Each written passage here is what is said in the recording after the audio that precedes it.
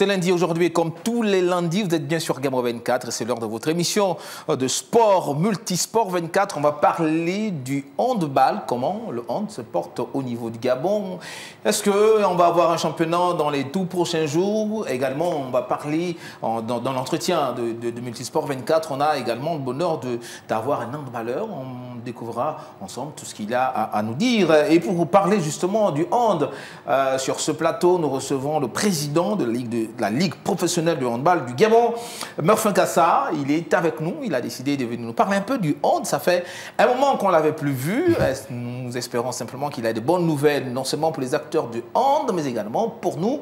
Murphin, merci d'avoir accepté l'invitation de Gabon 24. Je vous remercie, c'est un plaisir d'être sur votre plateau. Voilà, et puis pour m'accompagner lors de cette émission, notre ami, il est toujours là, Jean-Claude Namo, consultant, par ailleurs directeur de publication du journal en ligne Gabon All Sport. Il en connaît un rayon quand on parle du handball au niveau du Gabon. Jean-Claude, merci encore d'être là. Merci, toujours au service du pays. Alors, comment s'est passé votre week-end sportif?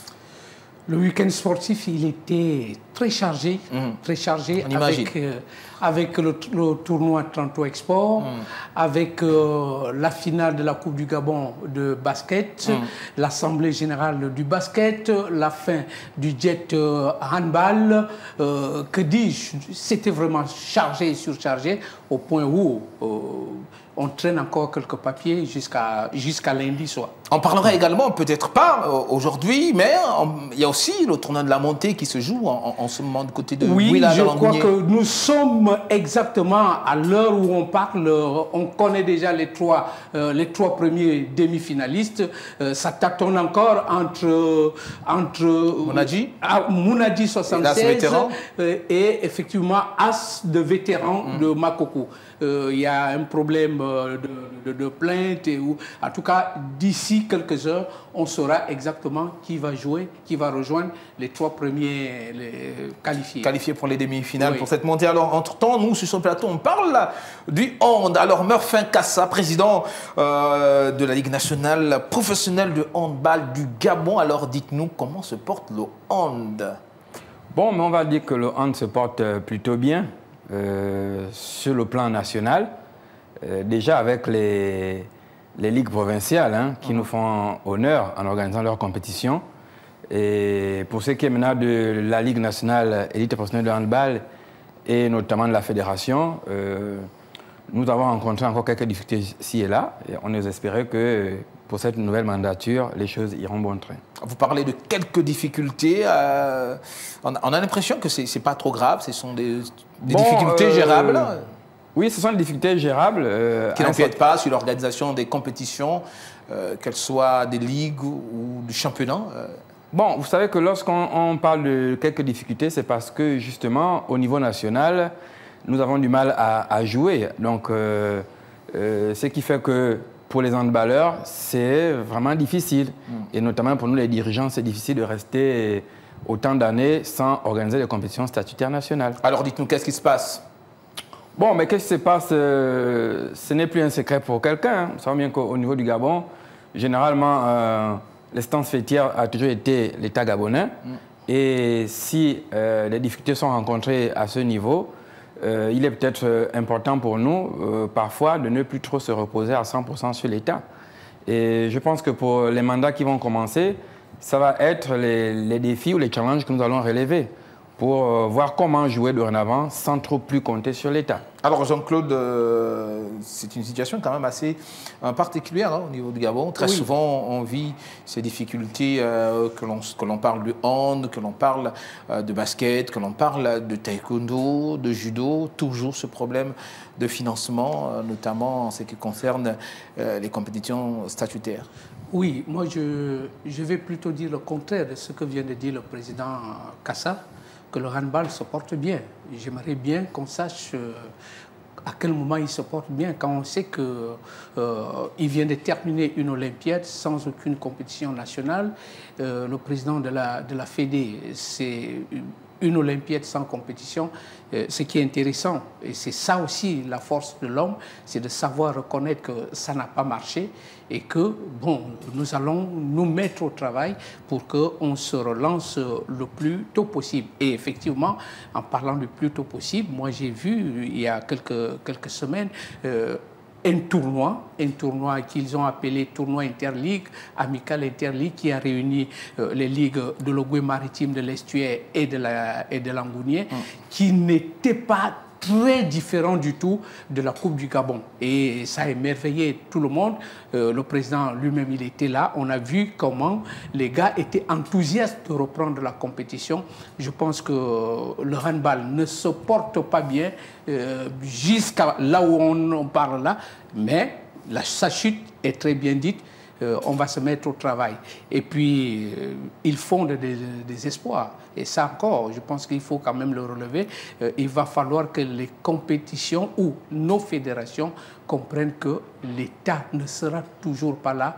Nous avons une fédération assez exemplaire en matière d'autonomie, ou je ne sais pas comment dire, c'est la Fédération gabonaise de taekwondo qui mène très bien, sans aucune difficulté, ces compétitions parce qu'elle a su comprendre très vite, la seule d'ailleurs, j'ai envie de dire, qui a vite compris que l'État ne sera pas là toujours et qu'on ne peut pas arrêter le sport, on ne peut pas arrêter les activités de la fédération parce que le pourvoyeur d'argent n'a pas donné de l'argent. Je pense que le président l'a dit et je m'en réjouis, ils vont se battre et surtout qu'ils ont aussi compris que ce n'est plus, on ne doit plus toujours compter sur l'État et je sais que c'est un homme assez puissant sur le terrain et que vraiment ce qu'il vient de nous annoncer, ça va exactement se réaliser. On l'espère simplement. Aujourd'hui, Jean-Claude l'a dit, vous, quand on vous a posé la question, vous avez clairement dit que le handball se portait bien au niveau du Gabon.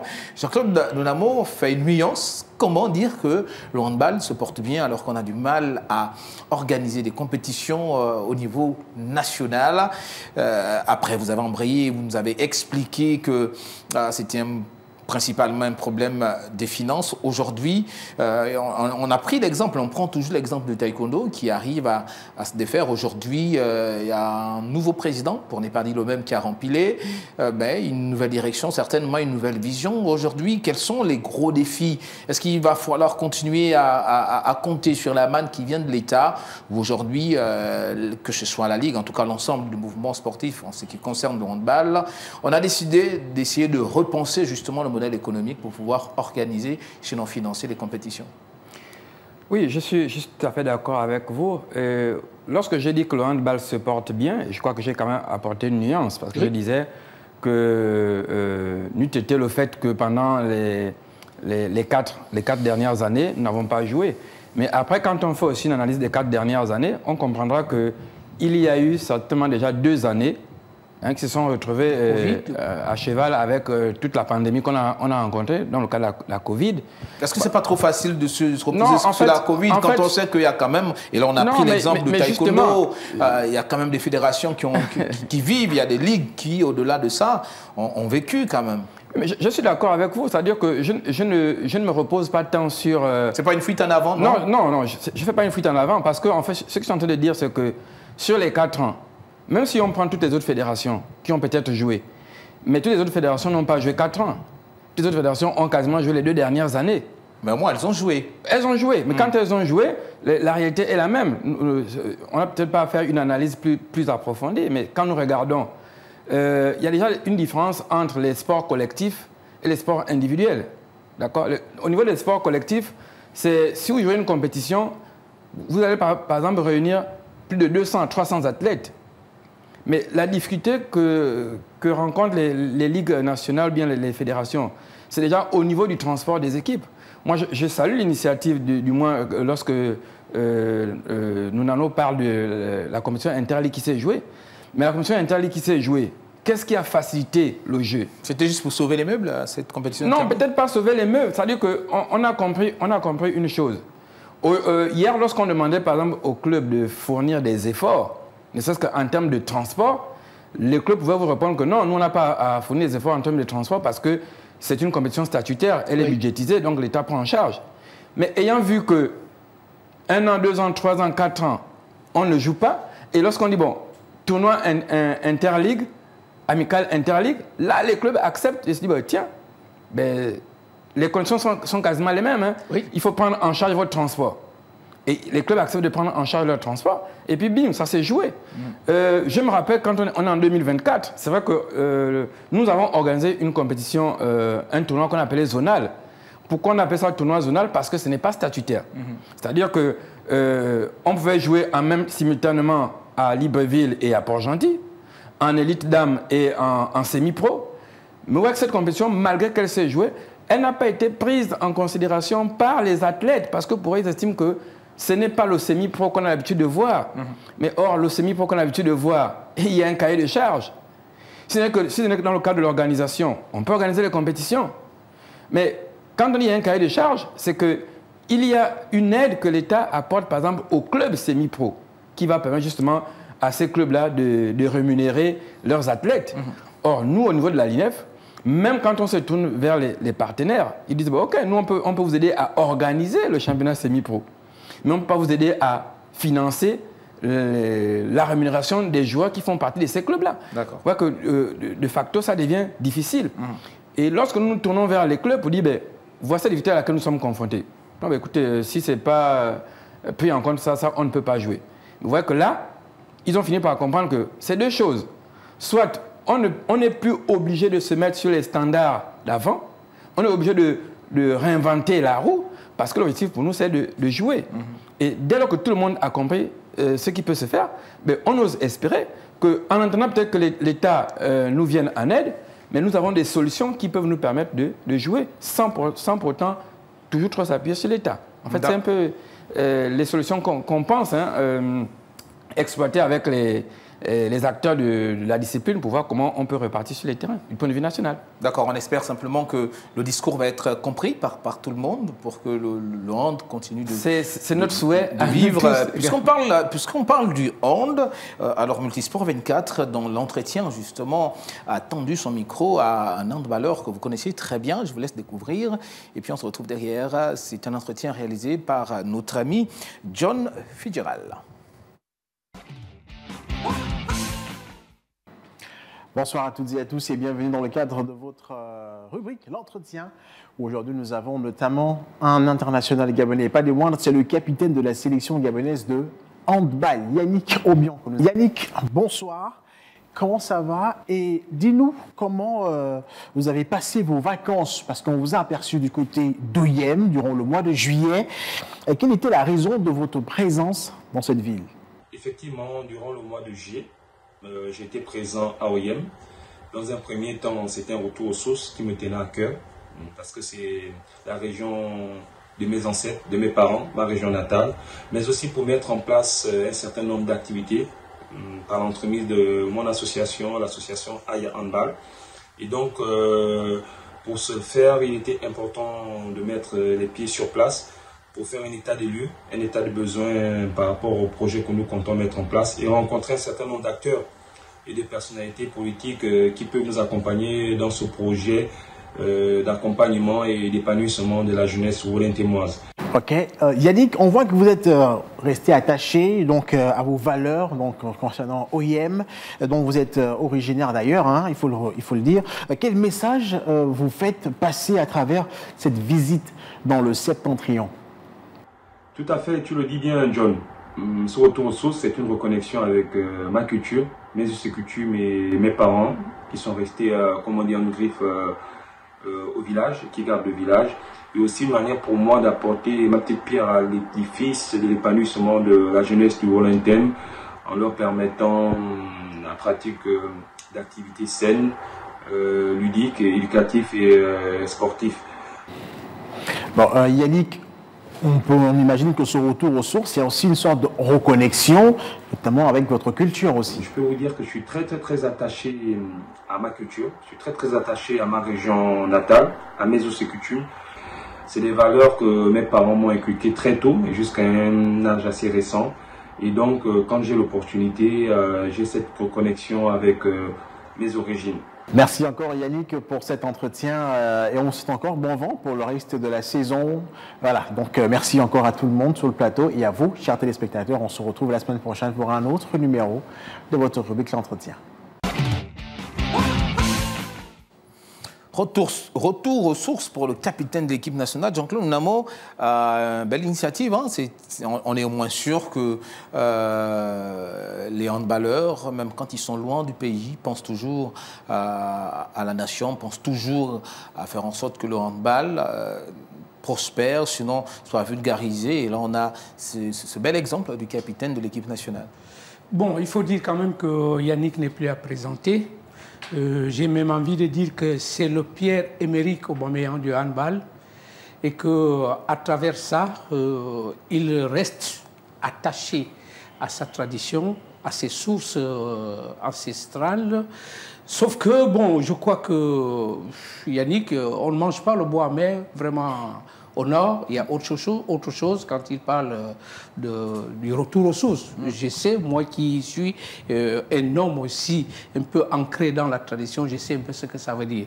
Sur tout autre plan... Vous ne cachez de choses, hein Oui, sur tout autre plan, étant donné que Yannick en lui seul est déjà une marque en matière de handball, s'arrêter au Yem, pour moi, je me dis que ça n'a pas été suffisamment fait parce que le handball... Bon, vous aurez souhaité qu'il... J'aurais souhaité qu'il se rende à Bitam, j'aurais souhaité qu'il se rende ne fût-ce qu'à Mindik. Au moins, c'est les voies directes sur Libreville parce que c'était trop lui demander d'aller à Modounou et d'aller à Mivoul. Bon, il s'est arrêté au Yem. Nous espérons que le vent qu'il a laissé à Oyem avec son association IA va arriver à Oyem, à Bitam, à va se propager en tout cas rapidement. Voilà, et voilà, je pense que c'est pas mauvais l'acte qu'il a posé. Nous osons espérer qu'avec le début éventuel des compétitions, ce vent qu'il a laissé à Oyem va essayer, et ça, je peux vous dire que depuis un bon bout de temps, aucune équipe du Wellington ne participe aux compétitions du handball national. Jusqu'à une époque récente même, la Ligue était presque inexistentielle.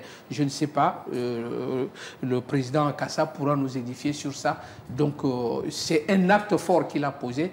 J'espère que l'acte va réveiller et les ancêtres, avec lui, vont faire quelque chose pour que le handball également reprenne ses chemins. De toute façon, je pense que c'était l'objectif. Il allait sonner des clochettes du côté de son village. Il a dit, hein, retour aux sources. Le temps pour lui également de communier avec la terre de ses ancêtres, pourquoi pas, pour relancer le handball dans cette partie du Gabon, mais pas seulement. Alors, Président Kassa, alors dites-nous, justement, en parlant de relance de handball, la vulgarisation, aujourd'hui, vous pensez à d'autres mécanismes de financement, comment dénicher d'autres poches pour financer les compétitions au niveau national, notamment. Est-ce qu'il y a une certaine symbiose, une certaine complicité? Est-ce que vous travaillez justement en phase avec ces internationaux qui, on espère, peuvent quand même apporter leur pierre à l'édifice? Ouais, mais très bien. Je pense quand même que je vais rebondir sur l'aspect de Aya Handball. Hein. Ce n'est pas la première fois. Je pense qu'en dehors du Wellington, dans les années précédentes, ils ont mené des actions du côté de Mouila. Oui. Ils ont mené des actions du côté de Port-Gentil et même du côté de Lambaréné. Ça prouve que pour un international, vraiment, il reste ancré dans le développement du sport, du handball notamment. Maintenant, pour ce qui est du point que vous venez à peine de soulever, je pense que lorsqu'on arrive quand même à faire 4 ans et que l'on se familiarise avec le fonctionnement de l'entité au niveau national, on découvre certaines réalités. Et ces réalités même nous ont amenés à réfléchir et se dire il va bien falloir qu'on trouve d'autres solutions. Et je pense que l'un des premiers éléments jetés comme ça, c'était le tournoi interzonal. Hein. Le tournoi interzonal, c'était pour nous une première expérience pour voir comment est-ce qu'il serait possible de jouer sans l'appui de l'État gabonais. Et nous Vous pensez que c'est possible? Vous pensez que c'est possible de le faire? Oui, c'est possible de le faire. C'est possible de le faire, mais après, il faudrait pas... Nous ne voudrions pas être en train de nous lancer dans quelque chose et puis par la suite, l'État gabonais se désengage totalement. C'est un peu ça l'inquiétude. Sinon, on a quelques partenaires qui sont là, parce que la preuve en est que le tournoi zonal a été à 100% financé par un partenaire qui nous a permis de déplacer les équipes qui partaient de Mouila pour Port-Gentil, d'organiser les matchs entre les deux ligues de façon simultanée. Donc c'est possible. Maintenant, après, comme je disais toujours, la difficulté, c'est ce schéma qui nous amenait autrefois, lorsqu'on parlait de championnat semi-professionnel de handball masculin, il y avait une part financière qu'on devait reverser au club. Est-ce que cela est-il encore possible aujourd'hui? Oui, certainement, avec l'engagement de l'État. Oui, certainement. Est-ce que cela est-il encore possible aujourd'hui de jouer maintenant sous un autre schéma? Oui, et à ce moment précis, il faudrait que les clubs et le comité directeur de la LINEF s'entendent et s'accordent sur les méthodes. Maintenant, en matière de financement, nous avons développé des mécanismes. On s'est dit, il faut multiplier à chercher des partenaires. Nous avons eu des partenaires qui sont prêts à nous accompagner, mais ces partenaires-là restent toujours focus sur l'organisation. On peut vous aider dans l'organisation, mais il va être difficile pour nous d'assurer les charges des clubs.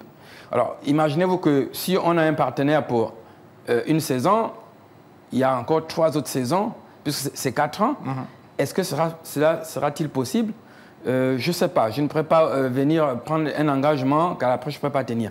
Mais il y a une chose à laquelle je peux être sûr, c'est-à-dire qu'on peut rejouer au handball, notamment en ce qui concerne par exemple l'élite dame, où les contraintes sont moins élevées qu'en semi-pro masculin. Parce qu'en élite dame, le schéma reste le même. Il n'y a pas de cahier de charge aussi lourd envers les équipes élite dame, mais on reste beaucoup plus focus sur l'organisation. Et si ce n'est que pour l'organisation, je pense que les partenaires que nous avons peuvent nous aider. Et d'ailleurs, même en étant réélu, j'ai pris l'engagement devant toute l'Assemblée d'organiser le championnat élite dame cette année en décembre à Lambaréné. Pourquoi je prends cet engagement? Parce que je sais que avec ou sans le concours de l'État, cette compétition peut se jouer parce que c'est à la limite de nos moyens. D'accord. Alors, quelle est aujourd'hui votre plus grosse crainte, Président? Bon, mais ma plus grosse crainte, c'est de voir l'État gabonais se désengager totalement. Parce que parfois, on a envie qu'un discours nous sorte en disant que, bon, de façon officielle, on ne peut plus vous financer à 100%. Ce n'est pas tant être financé à 100% qui va être un problème, mais c'est au moins qu'on nous dise, OK, hier, on vous donnait 100%, aujourd'hui, avec le contexte et tout ce qui va avec, on ne peut plus vous donner 100%. On peut vous donner 20%, on peut vous donner 30%. Maintenant, à nous de voir, avec les 30%, qu'est-ce que nous pouvons faire. Je me réjouis parce que je pense qu'en avril, nous avons participé à une conférence budgétaire. C'est d'ailleurs la première conférence à laquelle nous avons pris part. Et cette conférence nous a permis justement de nous asseoir sur une table avec le ministère du Budget, avec le ministère du Sport, pour dire il faut défendre nos budgets. Et je pense qu'au sortir de cette conférence, il y a des éléments qui ont été actés. Maintenant, nous attendons peut-être une concrétisation à ce niveau. On va peut-être comprendre que 2025, il était difficile pour nous de bénéficier de cela parce qu'on est aussi dans un changement de régime et de système. Il faudrait que les rouages se mettent en place. Bon, maintenant que l'autre côté, il y avait aussi la crainte des bureaux qui allaient en fin de mandat. Faudra-t-il donner le budget à un bureau qui est déjà parti, un bureau partant, sortant. Un bureau partant ou sortant. Alors, donc, il y avait cette crainte-là. Bon, maintenant, tous les bureaux ont été renouvelés. C'est-à-dire que je ne vais pas parler peut-être pour la fédération, mais que ce soit au niveau de la fédération, que ce soit au niveau de la Ligue nationale élite professionnelle de handball, tous les bureaux ont été renouvelés. Alors, qu'est-ce que nous disons? Nous relançons pour dire, bon, nous étions arrêtés à ce niveau. C'est pourquoi, lorsqu'en discutant avec les athlètes, on a dit, on va prôner pour la continuité. D'accord? La continuité, il y a un travail qui a été fait, que peut-être beaucoup ne regardent pas aujourd'hui, mais j'ai quand même suivi dans quelques communications du ministère du Sport, qui aujourd'hui dit il serait inadmissible que l'on continue de fonctionner avec des fédérations ou des ligues nationales qui ne sont pas à jour. Mais lorsque nous arrivons à la LINEF n'était pas une entité juridiquement opérationnelle. On se pose même des questions, comment elle recevait son financement. Oui. D'accord? Mais aujourd'hui, nous nous sommes attelés à mettre en place des textes qui font que nous sommes aujourd'hui une entité juridiquement autonome et légale. Ce qui veut dire que si on nous invite à assister à une conférence budgétaire, c'est parce que justement aujourd'hui, il y a une trace, il y a des documents qui nous ont été délivrés par les instances, notamment le ministère du Sport, le ministère de l'Intérieur, et qui nous permettent justement de parler en tant qu'association. Donc, nous mûrissons l'espoir avec les nouvelles autorités de dire, bon, pourquoi pas, un regard nous sera jeté. Est-ce que c'est le budget qui a été adopté lors de la conférence budgétaire qui peut nous être servi? Est-ce que... il peut y avoir des modifications. Il peut y avoir des modifications. Mais ce que vous voulez, c'est qu'il y ait une communication au moins pour qu'il y ait une communication pour que nous on sache où est-ce que nous voulons aller et comment nous devons y aller. En fait, c'est un peu ça, mon inquiétude. D'accord. Alors, merci à vous, Murphy Cassa. Je rappelle que vous êtes le président de la Ligue nationale professionnelle du handball. Merci d'être passé sur notre plateau. Nous sommes arrivés à la fin de cette première partie. Malheureusement, on va se séparer de vous. Merci d'avoir accepté l'invitation de Gabon 24. C'est nous qui vous remercions. Hein. Déjà, c'est l'un des rares médias qui a accepté quand même de travailler avec la LINEF depuis un bon bout de temps. De toute façon, on va toujours être là pour vous. En ligne. On va toujours être là pour vous et notamment accompagner le handball. De toute façon, Multisport est là pour l'ensemble des sports. Il n'y a pas de parti pris ici. On n'a pas besoin de passe-droit. Quand on veut communiquer, on communique. Alors, merci d'être passé sur notre plateau. On va souffler un tout petit peu. Le temps pour nous de recevoir en deuxième partie le président de la Fédération gabonaise de basket. Il y a beaucoup de choses à dire avec lui. On va parler de la Coupe du Gabon, on va parler du championnat, on va parler également de cet AG dont faisait allusion notre ami Jean-Claude Nunamo. Mais tout ceci, c'est après la pause.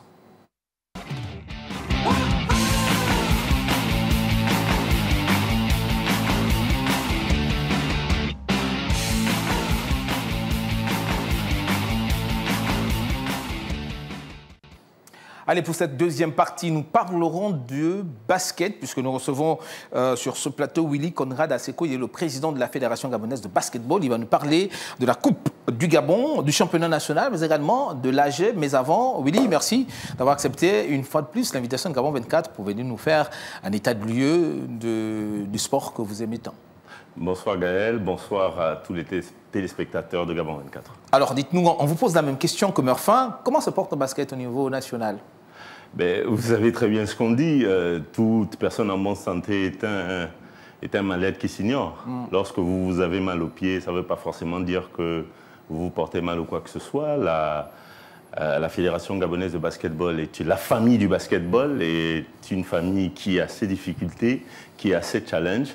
Mais dans l'ensemble, pour répondre à votre question, le basketball gabonais se porte bien. Alors c'est fini, l'élection est passée, l'élection est derrière, il faut désormais se mettre au travail. Et se mettre au travail, c'est la Coupe du Gabon, c'est le championnat national. Mais bien évidemment, c'est pas l'élection est terminée depuis le 11 janvier 2025. Cela a été acté par la lettre de félicitations et de reconnaissance du Comité national olympique, par la lettre de félicitations et de reconnaissance de l'inspection générale des services du ministère des Sports.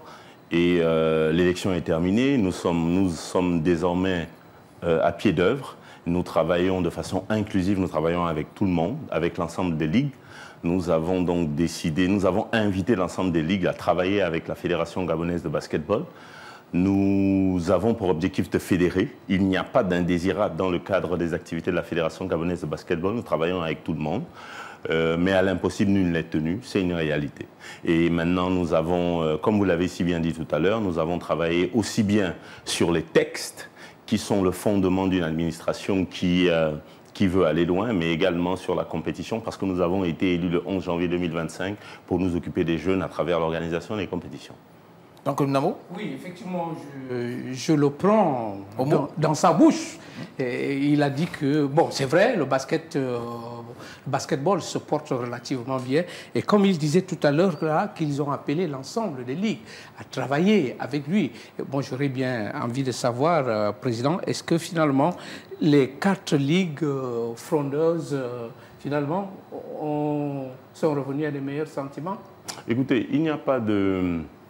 C'est pas à moi qu'il faut poser la question, c'est aux ligues qu'il faut poser la question si elles sont revenues à de meilleurs sentiments ou pas. Et on ne gère pas la chose publique avec les émotions. Oui. On gère quelque chose avec les textes. Les textes disent nous avons été élus, nous avons été reconnus. Maintenant, nous travaillons avec tout le monde. Parce que nous servons la République, nous servons le Gabon, nous servons le basketball gabonais. Maintenant, est-ce qu'elles sont revenues à des meilleurs sentiments, comme vous l'avez dit? Nous ne gérons pas le basketball avec des sentiments, nous gérons le basketball avec des textes, nous gérons le basketball pour les jeunes, nous gérons le basketball gabonais pour le Gabon. Mais au moins, vous êtes, par moi, vous êtes aujourd'hui le patron du basket au niveau national, vous êtes président de la fédération. Oui. Aujourd'hui, vous nous dites, on travaille avec tout le monde, on n'a pas de parti pris, tout le monde est invité justement à participer au développement du basketball. C'est ce que vous dites sur ce plateau. Mais est-ce que dans le fond, sinon sur le terrain, est-ce que, au-delà du discours, est-ce qu'il y a des gestes? Est-ce que, peut-être pas personnellement, est-ce que vous avez envoyé peut-être des émissaires vers vos frères pour essayer de discuter, parce que ils parlent de 4 ligues et pas les moindres. C'est quand même un peu, voilà, ça gaspille un peu, ça ternit légèrement l'image du basket quand on sait que le basket, en réalité, surtout il y a plusieurs années derrière, c'était une grande famille. Écoutez, dans toute famille, il peut y avoir des difficultés. Le plus important, c'est de se concentrer sur l'essentiel. Moi, je suis père de famille. Que ce soit sur le plan personnel, que ce soit sur le plan du basketball. En termes de basketball, on va rester dessus. Je suis un père qui a 9 enfants. Vous allez vous fixer des règles. Même quand vous êtes père de famille à la maison, vous dites à vos enfants, il faut aller à l'école, il faut faire ses devoirs, il faut respecter ceci, il faut respecter cela. Mais aujourd'hui, vous me parlez de 4 ligues. Mais j'en ai 5 aujourd'hui qui respectent, qui sont à table, qui font leurs devoirs, qui font un certain nombre de choses. Donc je me concentre donc sur elles. Vous, en tant que père de famille, M. Mapessi, est-ce que vous irez forcément chercher les autres qui ne respectent pas la discipline familiale? Non. Et le rôle du père de famille aussi, c'est ça, fédérer la famille. Justement, oui, mais on ne fédère que ceux qui veulent être fédérés. Et je vais vous répondre dessus. En tant que président de la fédération, je vais vous citer les noms. Monsieur Michel Adossou, qui a été élu par acclamation. Ce n'est pas un tribunal, hein? Ce n'est pas un tribunal qui a été élu par acclamation. On n'est pas là pour faire le procès des individus. Vous m'avez posé la question 2 fois de façon différente. Il a posé la question, vous l'avez reposée, vous avez insisté. Je suis donc obligé d'entrer dans le détail, Monsieur Mapessi. Vous avez dit, est-ce que nous sommes allés vers elle? Mais on ne gère pas la chose publique avec des sentiments. Il y a des ligues qui ont eu des problèmes en interne. Nous regardons, moi en tant que, même si je suis le président, en tant que cadet, parce que nous sommes Bantou, je suis allé vers le président de la Ligue à titre personnel pour lui dire que s'il y a eu des difficultés lors des élections, s'il y a eu des mauvais langages, que je m'en excusais, je l'ai fait. Il pourra vous le dire, il y a eu des témoins. Le président de la Ligue du Haut-Ogooué également, je prends un témoin le directeur provincial des sports du Haut-Ogooué. J'ai appelé le directeur provincial du sport du Moyen-Ogooué. J'ai appelé le directeur provincial des sports de l'Ogooué-Maritime. D'accord. Attendez. Mais sinon, on va passer toute l'émission. Non, c'est important parce que vous avez posé la question 2 fois. C'est important parce qu'il ne serait pas bien de faire passer la Fédération gabonaise de basketball pour quelqu'un... Ce n'est pas l'objectif. Non, justement, lorsqu'on insiste... Tout ce qu'on sait, c'est qu'on sait que sur le 9 League, il y a 4 qui aujourd'hui boudent un peu le fonctionnement. Lorsqu'on insiste sur une question 2 fois qui a été posée et qui a été argumentée... Parce que le problème est là, il n'est pas réglé. Oui, mais justement, c'est pour ça que je vous insiste, c'est pour ça que je vous ai... Et on se demande comment vous allez faire pour développer le basketball au niveau national en mettant de côté ces 4 ligues, vous l'avez dit. Non, on ne met personne de côté. D'accord. Encore une fois, et je l'ai dit, nous ne mettrons personne de côté. Je vous ai pris des exemples de façon ciblée pour vous expliquer que nous ne sommes pas là pour nous concentrer sur des personnes, nous ne sommes pas là pour gérer des choses avec les sentiments. D'accord. Nous ne sommes pas là pour gérer des choses avec l'ego. D'accord. Nous sommes là pour gérer le basketball gabonais. Avec les textes. Avec les textes. On applique les textes. Avec ce qui doit être appliqué. C'est la loi. Nous gérons une administration. Le A qui est, je le dis souvent de façon un peu rigolante, le A qui est, les 2 A qui sont dans FEGABAP, ce n'est pas pour ASECO à Logo. C'est pour la fédération, c'est pour tout le monde. Tous les Gabonais doivent s'y reconnaître. Donc peu importe qu'on aime X, Y ou Z, nous sommes appelés à travailler ensemble. Pour étant donné que vous m'avez posé la question 2 fois... On a compris. Non, Oui, vous avez peut-être compris. On a compris. Non, attendez, ne m'interrompez pas. C'est important ce que je vais dire. Il faut qu'on évolue. Oui, mais on va le faire. Accordez-moi 5 secondes. 30 secondes. Vous m'avez peut-être interrompu. Vous l'avez peut-être compris. Mais comme M. Jean-Claude Oumamon a posé la question une fois, je lui ai répondu. Vous avez posé la question une deuxième fois. Je suis donc obligé... J'ai juste reformulé. Oui, justement. C'est mon point, justement. D'accord. Vous avez donc reformulé la question. Il est important pour moi de préciser que le problème vient peut-être de nous parce que nous sommes le père et que nous avons... Peut-être que vous êtes un mauvais père. Peut-être que nous sommes... Oui, peut-être, sans doute. Mais nous essayons quand un père a les problèmes avec ses 4 enfants... Mais nous essayons de faire le nécessaire. Mais nous essayons de faire le nécessaire pour faire avancer les choses. Et pour l'instant, nous avons les yeux rivés vers le développement du basketball. Et cela a été fait notamment avec l'organisation de l'Assemblée générale extraordinaire sur la révision des statuts et sur l'organisation des compétitions statutaires nationales. Aujourd'hui, nous avons une fédération gabonaise de basketball qui est aussi bien portée vers l'élite, vers la jeunesse, mais aussi bien vers des personnes vulnérables, notamment les personnes vivant avec un handicap et notamment sur les mineurs. Parce que les statuts adoptés par la Fédération gabonaise de basketball lors de l'Assemblée générale extraordinaire du 8 août 2025 intègrent notamment des aspects comme la lutte contre le dopage, la lutte contre les violences faites aux jeunes, la lutte contre tous les phénomènes liés aux mœurs, mais également l'intégration du handi-basket et le renforcement des compétitions. D'accord, on va revenir sur ce point rapidement. Le temps pour nous d'avancer dans l'émission. On va retenir le handi-basket. On s'arrête là. On regarde justement pour poursuivre le portrait de Multisport 24. Il s'agit du judo à entrepreneur, comme quoi on peut laisser le sport et puis c'est se mettre dans l'entrepreneuriat. Je pense que c'est le cas de Willy Conrad Asseco. Je ne trahis pas un secret. On regarde le portrait et puis on se retrouve derrière. Vous êtes bien sur le portrait de Multisport 24, votre invité, Maître Bam, passionné de judo. Avec lui, nous allons revenir sur la période la plus difficile depuis qu'il a commencé le judo et comment est-ce qu'il l'a surmonté. Alors, arrêtez-vous à vos canapés et allons-y découvrir son histoire. Maître Bam, bonjour. Bonjour, madame. Comment allez-vous? Oui, je vais bien. Comment décrirez-vous la personne que vous êtes?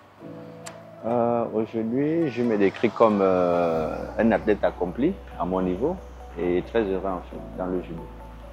Un personnage que vous incarnez? Oui, je parlerai peut-être du judoka japonais Koga. Je parlerai peut-être de Teddy Riner, le judoka français. Oui, il y en a plein d'autres. Maître Mélanie Ngwa aussi, c'était une icône de judo pour moi. Depuis que vous avez commencé le judo, ça fait à peu près combien d'années? Je me retrouve, ça me fait 17 ans de judo. Et je suis arrivé à l'équipe nationale en 2015, en junior en 2015. En 17 ans, quels sont les trophées majeurs que vous avez remportés, si vous en avez? Ou les compétitions auxquelles vous avez pris part? Oui, je suis plusieurs fois champion du Gabon. Je suis champion Logoué maritime. J'ai fait une médaille au Cameroun, au tournoi international de la ville de Yaoundé. J'ai fait une médaille au Congo-Brazzaville. Donc, je ne peux pas compter. D'accord. Depuis que vous avez commencé à faire du judo, quelle a été, disons, la période la plus difficile de votre carrière et comment l'avez-vous surmontée? La période la plus difficile, c'est quand je me fracture le genou. En 2018, je fais 6 mois avec le plâtre. Et puisque le judo n'est pas rémunéré chez nous au Gabon, il n'est pas professionnel, c'était très difficile pour moi parce que je recevais des critiques de tout le monde, de la famille et tout, puisque j'étais pris en charge par ma propre famille. Puisque c'était un problème, je n'allais pas à l'école et il fallait que c'est ma famille qui prenne soin de moi. C'était un peu compliqué. C'est ce qu'il faut craindre chez vous, les judokas, lorsque vous vous fracturez le genou? Est-ce que c'est la fin de votre carrière? Et comment revenir généralement d'une blessure et continuer comme si de rien n'était? En fait, se blesser, c'est quelque chose qu'on s'attend à cela tous les jours. Les blessures au judo, c'est imminent, c'est tous les jours. Mais les longues blessures, on ne s'attend pas. Et quand vous êtes blessé et que vous êtes à la maison, vous ne parvenez pas à exercer votre passion, c'est compliqué. Et quand vous revenez, l'après-blessure, c'est la peur. Puisque nous ne sommes pas encadrés par les médecins, par les psychologues, il n'y a pas ça dans notre pays en fait. Et ça nous permet, ça ne nous facilite pas la tâche. Parce que revenir d'une longue blessure d'1 an ou de 6 mois, sans l'accompagnement, c'est difficile, c'est très compliqué. Et comment avez-vous fait pour pouvoir gérer tout ce stress côté travail, côté passion pour le judo? Comment avez-vous pu cumuler les deux en même temps? En fait, il y a un problème. Le problème, c'est au niveau de l'organisation. Parce qu'un judoka bien structuré dans sa tête, peut facilement s'en sortir. Et pour qu'un judoka soit équilibré, il faut qu'il ait son revenu, il ait son travail et il fait honnêtement du judo. Il y a tellement de grandes sociétés au Gabon qui ont tellement de grands judokas, mais ils doivent les encadrer. Vous disiez tout à l'heure que vous avez dû mettre le kimono de côté parce que les conditions ne sont pas bonnes. Est-ce à dire que tous les autres judokas doivent faire comme vous et se lancer dans l'entrepreneuriat? Aujourd'hui, nous sommes à la 5e République. J'estime que les choses vont changer. Et peut-être, si moi je n'en bénéficie pas, peut-être d'autres pourront en bénéficier. Mais c'est vraiment alarmant et c'est très compliqué pour les judokas. C'est vrai, ils n'ont pas les mêmes capacités. Moi, j'allais aux entraînements en véhicule parce que dans mon entrepreneuriat, moi je suis technicien en bâtiment, je suis entrepreneur en génie civil. Dans mes chantiers, je parvenais à m'en sortir. Mais ce n'est pas le cas de tous les judokas. Voilà qui est dit. Ainsi s'achève ce numéro du portrait de Multisport 24. À très bientôt pour un nouveau numéro avec un nouvel athlète. Maître Bam, merci infiniment. Merci à vous, madame. Ciao, ciao. Jean-Claude Namou, un bel exemple, hein, un judoka, il a eu un accident, il ne s'est pas laissé faire. Avec l'esprit du combattant, justement, il a décidé d'embrasser l'entrepreneuriat. Et ça va plutôt bien pour Maître Bam. C'est généralement ce que j'apprécie avec les gars des arts martiaux ou des sports individuels. Ils ont un moral suffisamment bandé. Ça dit que quel que soit l'accident, il finit toujours par rebondir. Voilà. Je connais personnellement Philippe Obam et comme il le déplore, il a représenté le pays, il a défendu les couleurs du pays, il lui est arrivé un accident, il a été abandonné à lui-même et du coup, heureusement, que de temps à autre, il était un petit tâcheron ou un petit aide-maçon quelque part. Et puis, voilà comment il s'est dit, non, je ne peux pas tomber comme ça, il faut que je me relève et que je dépose déjà le kimono pour que je regarde exactement ma vie, ma famille, puisque c'est d'abord ça. J'aimerais savoir, et j'ai admiré effectivement un cas comme ça avec la Fédération gabonaise de basketball, là, avec le président Willy, qui a vraiment beaucoup fait pour un de ses enfants jusqu'à l'envoyer en opération en Turquie. Et je crois qu'aujourd'hui, Willy nous dira certainement quelque chose dessus si le gars se porte exactement bien aujourd'hui. Je rebondirai sur notre débat habituel. D'accord. Oui, il s'agit du jeune Junior Loussi qui s'est blessé à l'Afrocan 2023 en Angola. Je tiens à préciser que toutes les compétitions de la Fédération gabonaise de basketball sont assurées à travers un assureur de la place et nous étions en compétition internationale avec lui. Et par la suite, ça avait un peu traîné, ça avait même jasé sur les réseaux sociaux à cause des gens qui ne comprenaient pas exactement ce qu'on faisait, parce qu'il avait l'opportunité soit de se faire soigner ici ou de se faire soigner en Turquie. Nous avons choisi la Turquie parce que le jeune a une carrière prometteuse.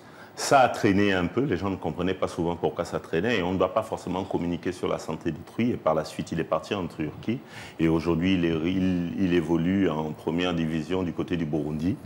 Et il fait son bon lieu de chemin et nous lui souhaitons bien évidemment bon vent. Il est toujours international gabonais et nous rendons grâce à Dieu. C'est un bon témoignage, comme quoi il est important d'être au chevet justement de ces athlètes, surtout ceux qui défendent les couleurs de l'équipe nationale. On va poursuivre avec vous, Willy Conrad Asoko, mais avant, règle de sport de cette semaine, on parle d'échecs. Jean-Claude Namou, on va essayer un peu d'apprendre comment on fait pour jouer à ce sport cérébral. Et on dit, Essono nous dit tout dans règle de sport.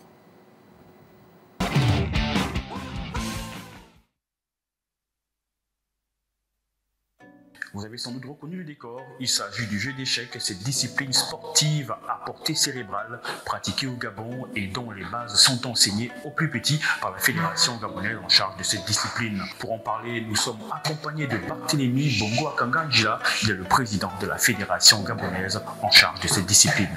Allez, suivez-moi pour les explications. C'est un jeu qui existe depuis plus de 3000 ans.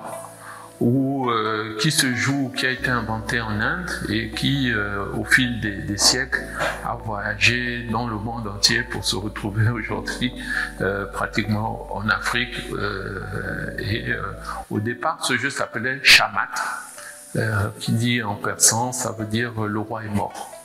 Donc c'est un jeu de stratégie, de calcul, qui se joue entre deux personnes. Et si vous regardez bien, vous avez vu l'échiquier, il y a un camp noir et il y a un camp des blancs. Et généralement, pour débuter la partie, ce sont les blancs qui jouent et ensuite les noirs. Donc il n'y a pas de possibilité de faire passer son tour. Chacun à son tour doit pouvoir jouer un coup pour pouvoir jouer. Et le but du jeu est de mettre le roi de votre adversaire en échec et mat, ou le faire abandonner. Alors Barthélémy, quel matériel faut-il pour un jeu d'échecs complet? Explication. Il faut d'abord un échiquier, parce que le plateau, ça s'appelle un échiquier. L'échiquier a 64 cases.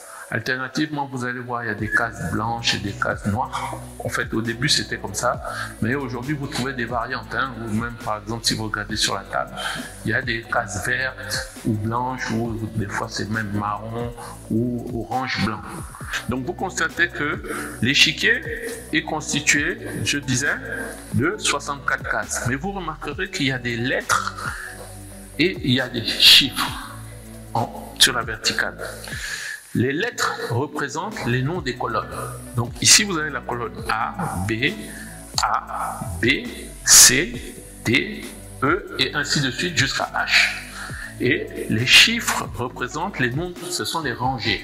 Donc vous avez la première rangée, la deuxième, la troisième, la quatrième, la cinquième, la sixième jusqu'à la huitième rangée. Toutes les cases de l'échiquier ont des coordonnées. Par exemple, si je touche cette case-là, c'est la colonne E, la cinquième rangée, cette case s'appelle E5. Et la même chose, si je touche par exemple cette case-là, c'est la colonne F, et ensuite la troisième rangée, on appelle ça cette case F3. Toujours commencer par la lettre, ensuite le chiffre, pour désigner les coordonnées d'une case. Donc, ici, vous trouvez, en deuxième rangée, vous trouvez les pions blancs.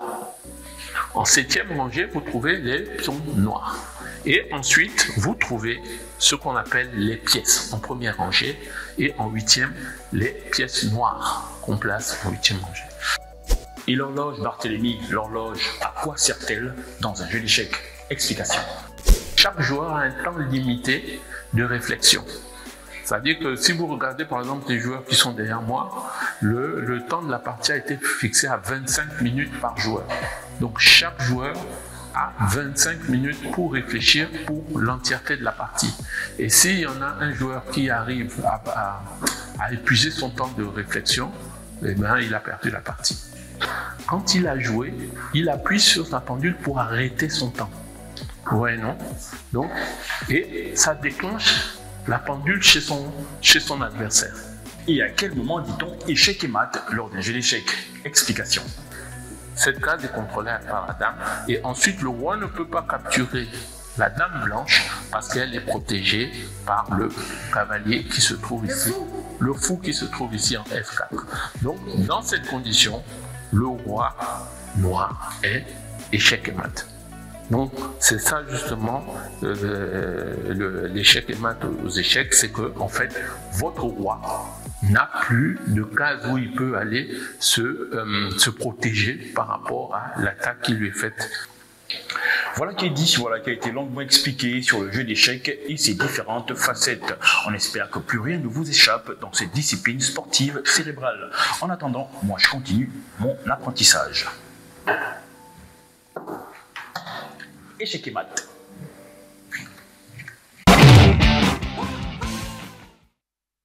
Merci Andy Essono pour toutes ces explications, surtout que vous êtes passé expert justement dans les jeux d'échecs, échecs mais pas maths. Nous on est toujours là, on parle de basketball avec Willy Conrad Asseco qui nous a fait l'honneur d'être présent parmi nous. Jean-Claude Namo, vous avez une question à poser au président de la Fédération gabonaise de basketball. Oui, je voudrais effectivement profiter de sa présence pour poser un problème que nous avons vécu il y a environ 3-4 semaines. c'est bon, le résultat du championnat national Yuzu, réussite totale.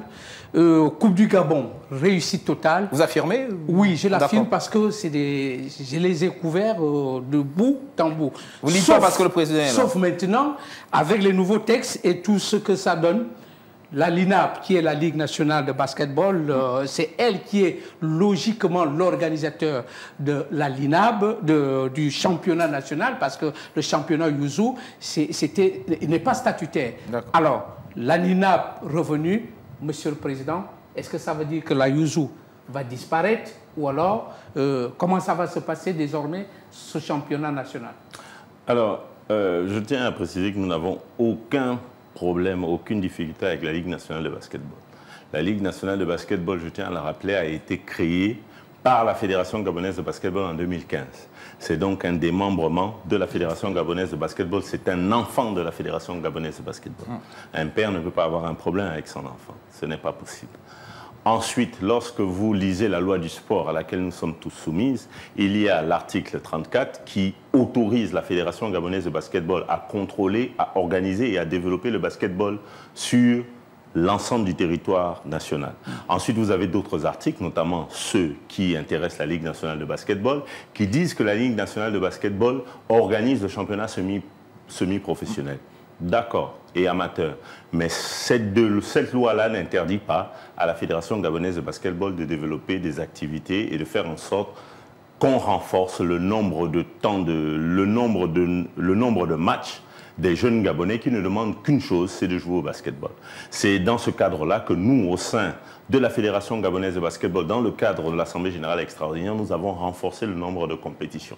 Maintenant, la Ligue nationale doit, conformément à la loi, si elle souhaite travailler, rester dans le moule de l'Institut de la loi du sport, dans le cadre légal, s'affilier bien évidemment à la Fédération gabonaise de basketball et peut-être, si elle le souhaite, négocier une convention avec la Fédération gabonaise de basketball, si elle souhaite avoir un appui de la Fédération gabonaise de basketball.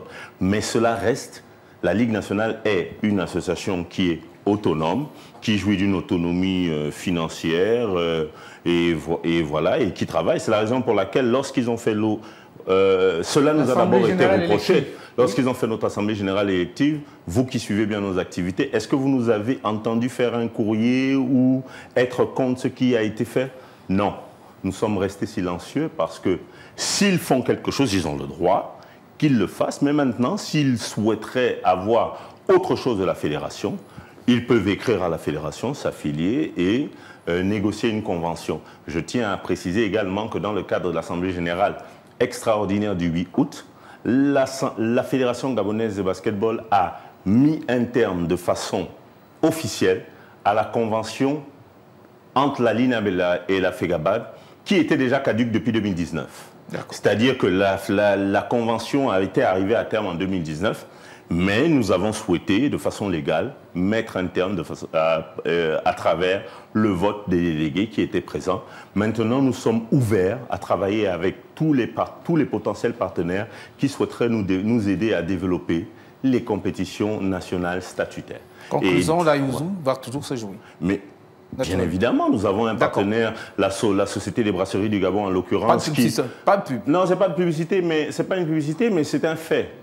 Vous avez la Société gabonaise des brasseries, vous avez la Société des brasseries du Gabon. On n'est pas sur ce plateau pour faire la publicité d'une entreprise, même si elle soutient le développement du basket, donc on est tout à fait d'accord. Parlez d'un partenaire, tout simplement. C'est vrai que vous avez déjà cité le nom, mais parlez juste d'un partenaire qui soutient. Monsieur Mapessi, oui, allez-y. Permettez-moi de confirmer que vous avez un partenaire, qui développe le basketball amateur, voilà. Et nous n'avons aucune raison de continuer, mais maintenant nous devons nous asseoir avec non seulement la LINAB, mais tous les autres partenaires qui souhaiteront développer le basketball dans les mêmes catégories pour harmoniser les calendriers.